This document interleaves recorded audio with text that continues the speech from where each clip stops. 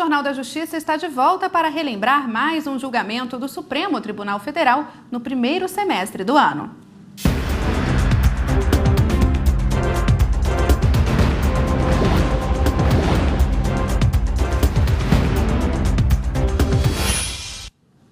Em abril, o plenário do STF aprovou uma proposta de súmula vinculante, apresentada pelo ministro Gilmar Mendes.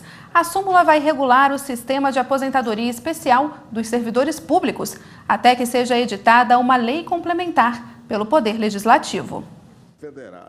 Com a nova súmula aprovada pelo plenário, os servidores que tiverem direito à aposentadoria especial deverão seguir regras do regime geral de previdência social.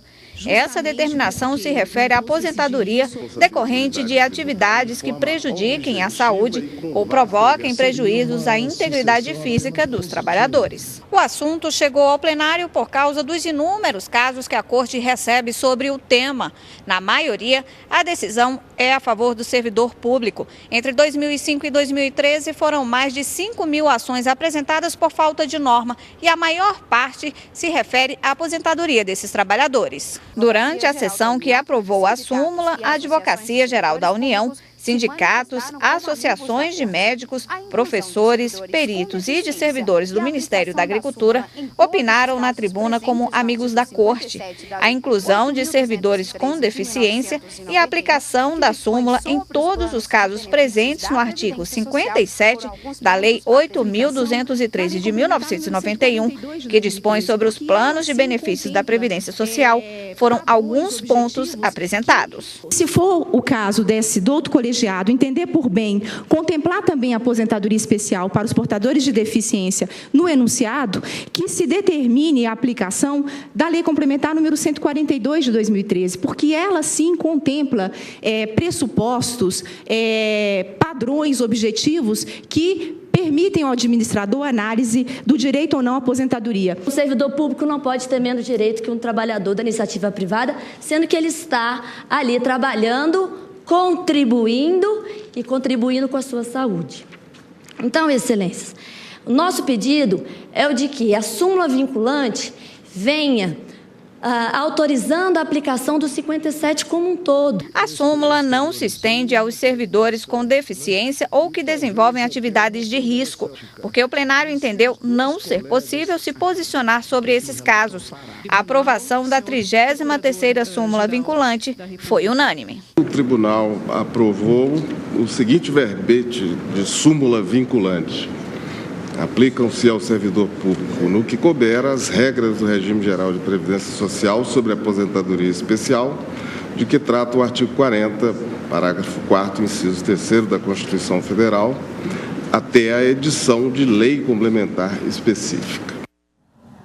Quem conversa com a gente sobre esse julgamento é a consultora jurídica da TV Justiça, Karina Zuccolotto. Boa tarde. Boa tarde, Letícia. Karina, vamos entender direito, então, o que ficou decidido. Qual servidor tem direito a essa aposentadoria especial? É interessante a gente anotar que a Constituição de 88, em 2005, ela foi alterada por uma emenda constitucional, a emenda 47, que previu de forma excepcional uma aposentadoria especial aos servidores públicos. Então, são 3 hipóteses previstas no artigo 40, parágrafo 4º. A primeira delas estabelece uma aposentadoria especial a todo servidor portador de deficiência, e aí deve-se comprovar essa deficiência efetivamente para que haja essa aposentadoria especial. Também aqueles servidores que exerçam uma chamada atividade de risco e também servidores, na verdade, que exerçam algum tipo de atividade que, de uma certa forma, prejudique a sua própria saúde ou a sua integridade física.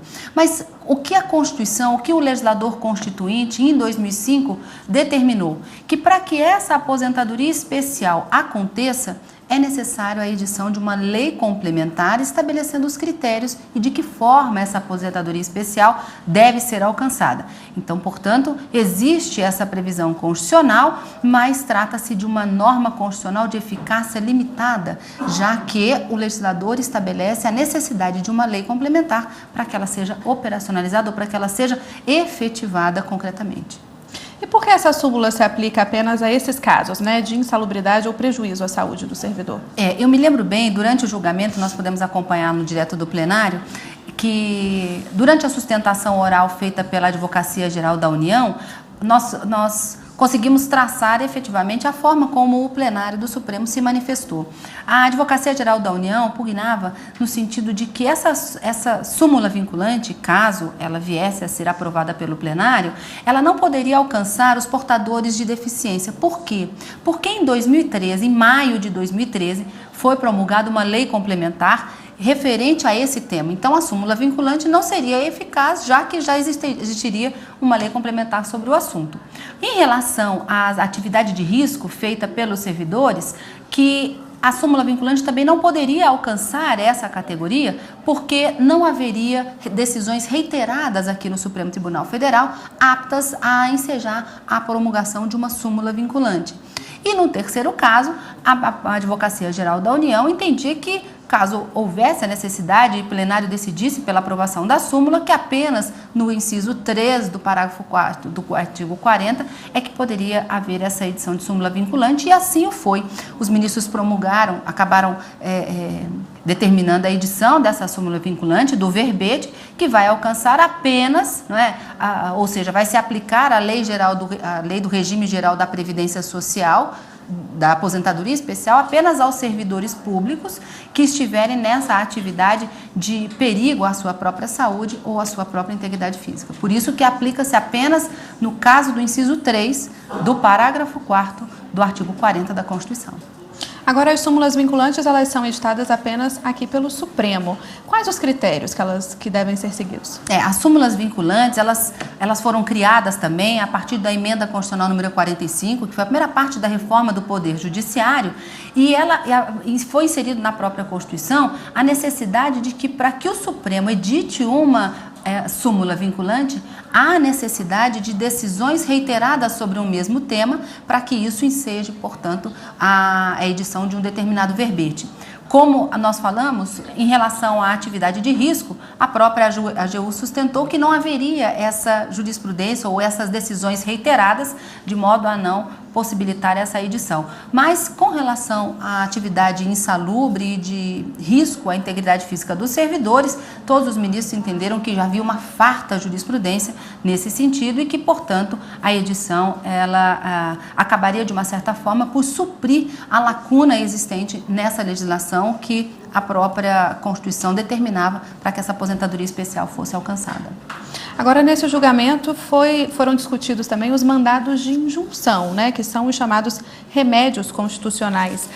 Para que serve esse mandado? Esse mandado, na doutrina, eles são chamados remédios constitucionais porque o objetivo é suprir uma lacuna, uma omissão do poder competente que deveria editar uma norma a fim de possibilitar que um direito constitucional ou prerrogativas inerentes à nacionalidade, soberania e cidadania pudessem ser concretizadas. Trata-se de uma inovação trazida pelo legislador de 88, a criação desse mandado de injunção, que no início, quando eles eram decididos pelo Supremo, o Supremo simplesmente proferia uma decisão declaratória de omissão desse poder competente, ou seja, apenas comunicava ao órgão que deveria fazer a legislação de que ele não havia feito e que estava, portanto, inerte, estava em mora legislativa.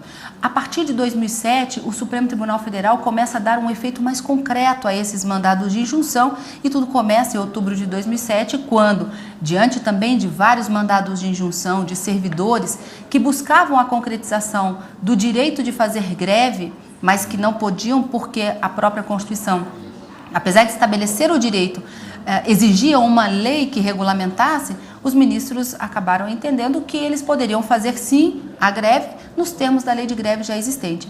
No caso desses mandados de injunção acerca da aposentadoria especial, a história se repete. Os ministros, ao editarem uma súmula vinculante, não estão inovando, não estão criando nada novo ou diferente, apenas atribuindo a essas pessoas, a esses servidores, dentro dessas circunstâncias específicas previstas na Constituição, a aplicação de uma lei já existente, enquanto não houver a lei específica que a Constituição solicita. Então, a lei do regime geral da Previdência será aplicada a esses servidores que estiverem nessa situação de insalubridade ou de atividade que coloque em risco a saúde ou a sua integridade física, até que o poder competente estabeleça a norma. O mandado de injunção tem essa função, tentar suprir uma lacuna legislativa a fim de se concretizar um direito constitucional ou prerrogativas inerentes à cidadania, à nacionalidade e também à soberania. Ok, Karina, muito obrigada mais uma vez pela participação aqui no Jornal da Justiça. Eu que agradeço.